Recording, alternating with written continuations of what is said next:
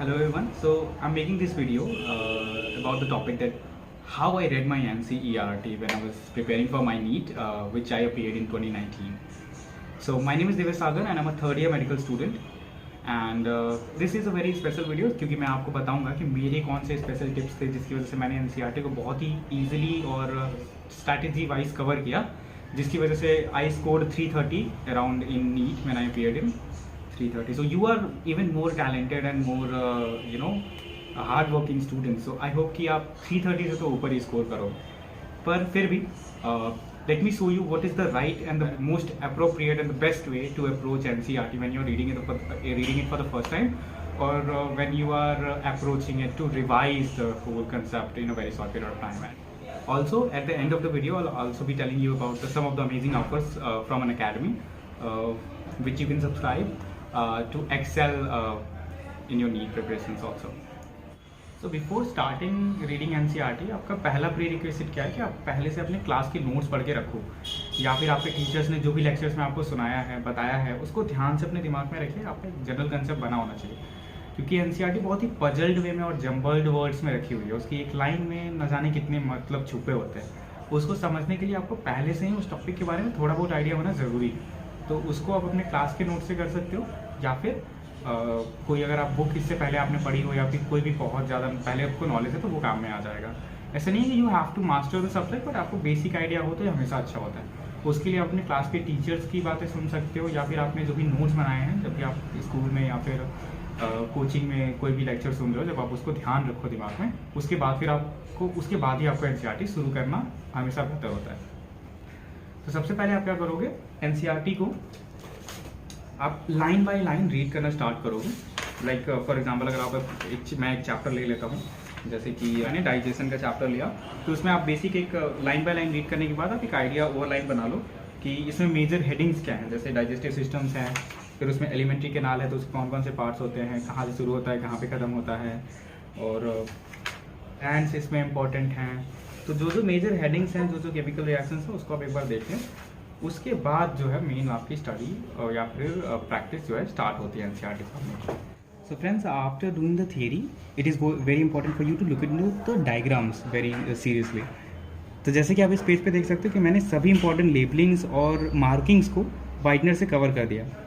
तो अक्सर क्या होता है कि जब चीज़ें लिखी होती हैं, आपके सामने होती हैं, तो आप उनको याद करने की कोशिश नहीं करते हो. आपको ब्रेन को लगता है कि ये तो चीज़ें मुझे आती हैं, पर जब आप उसको कवर अप करते हो तो फिर आपको पता चलता है कि आप क्या जानते हो और आपको क्या याद नहीं है.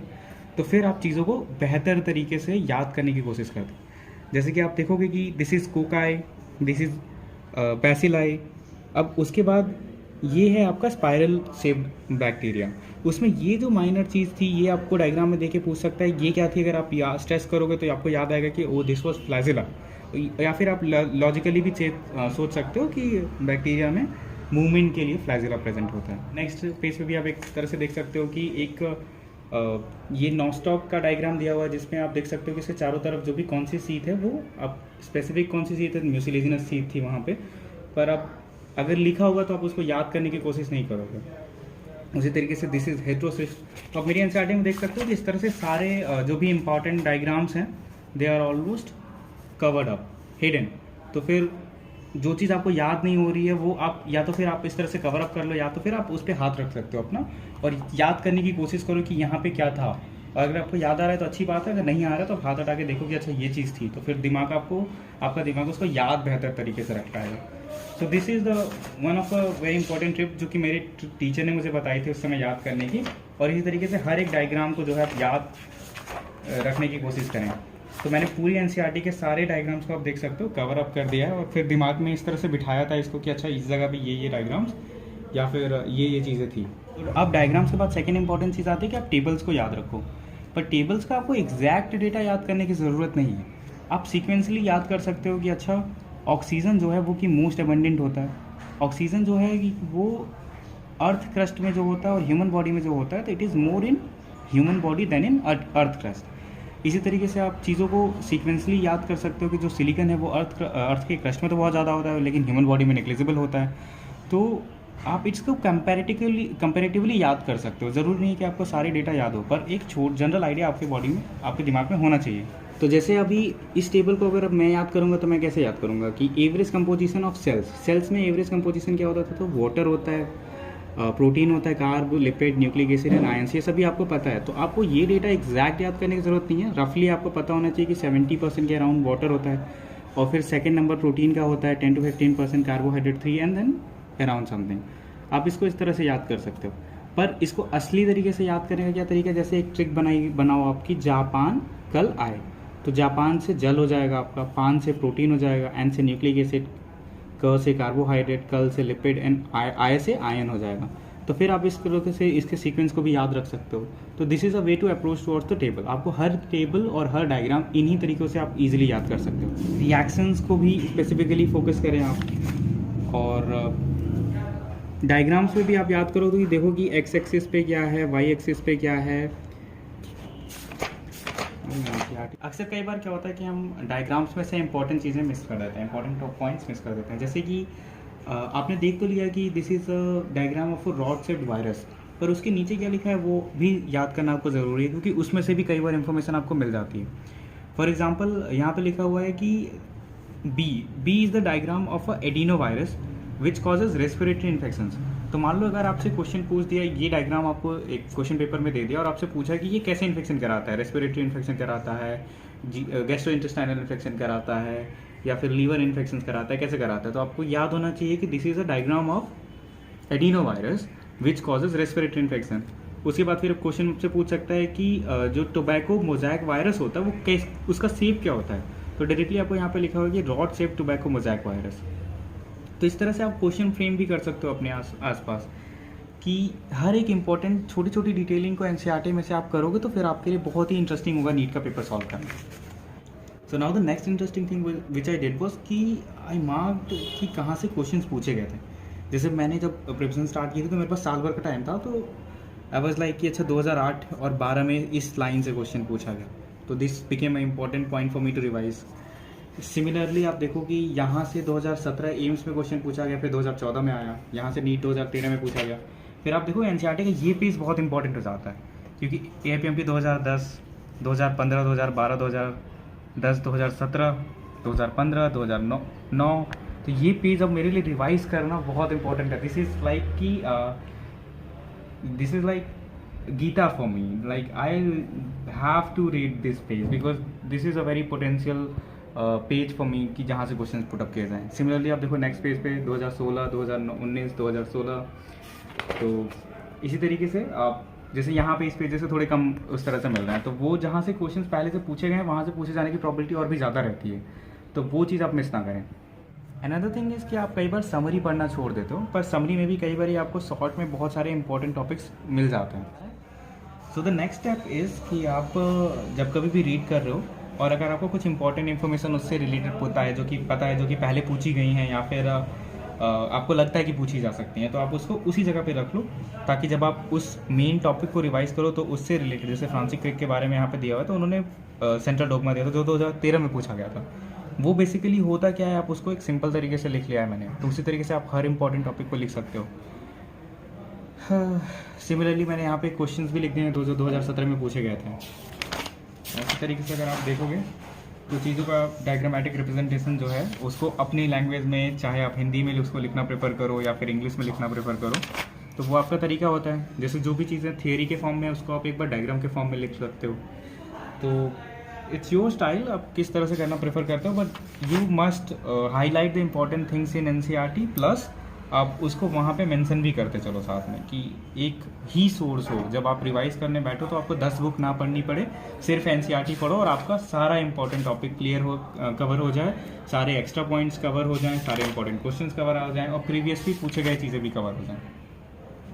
तो जैसे एम्स 2017 में एक मैथ द कॉलम पूछा गया था, अब मुझे रिवाइज करने के लिए उसको प्रीवियस ईयर क्वेश्चन पेपर देखना पड़ता, पर ये इंपॉर्टेंट था तो मैंने उसको यहीं पे लिख लिया।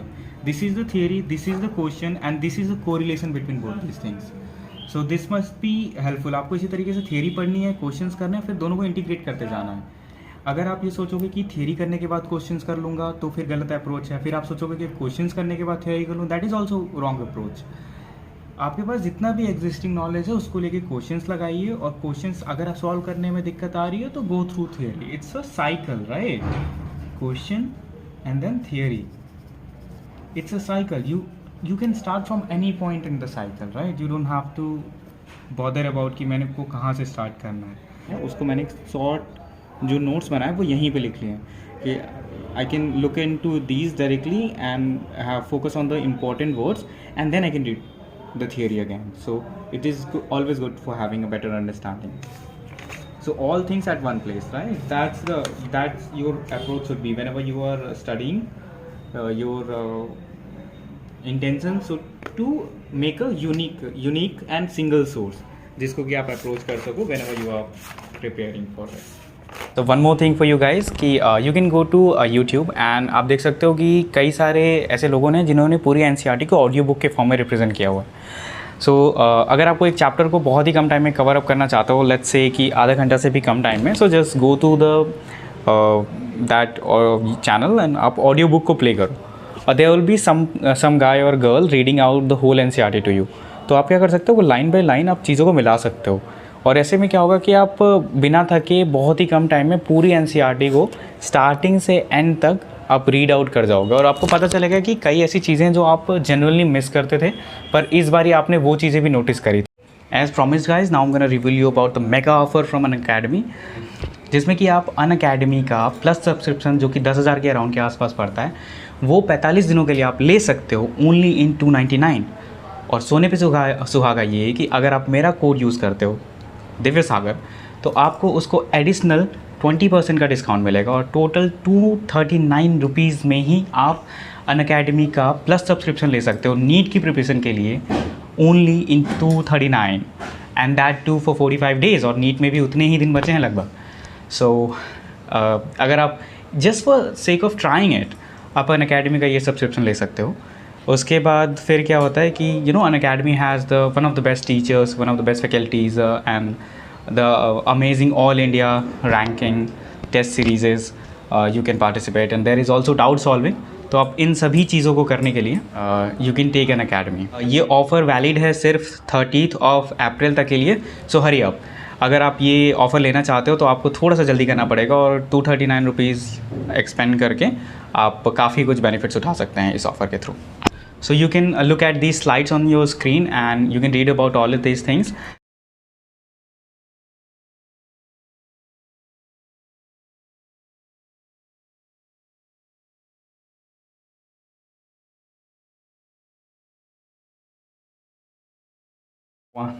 So thank you so much guys for watching this video and I tried my best to tell you कि एनसीईआरटी को किस तरह से मैंने किया था.